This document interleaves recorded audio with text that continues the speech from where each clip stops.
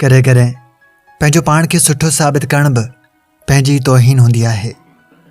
हर जॻह ते पंहिंजो पाण खे साबित करण जी ज़रूरत नाहे हूंदी।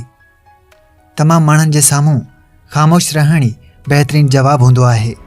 कुतनि जी गुह में कुता ई भॼंदा आहिनि, चीता या शींहं न। उन लाइ असांखे पंहिंजो पाण ते यकीन हुजे त असां बहितर आहियूं।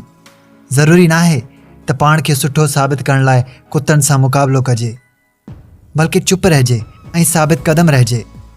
कंहिंजे रवैये जी परवाह न कजे त हू असांजे बारे में कहिड़ी सोच थो रखे।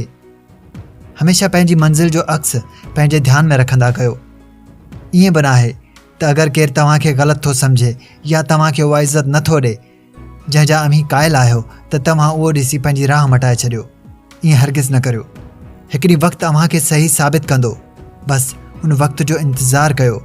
उन्हनि माण्हुनि खे हमेशह नज़रअंदाज़ कंदा रहो जेकी अव्हांजी मंज़िल जे विच में रुकावट बणिजण जी कोशिशि कंदा आहिनि।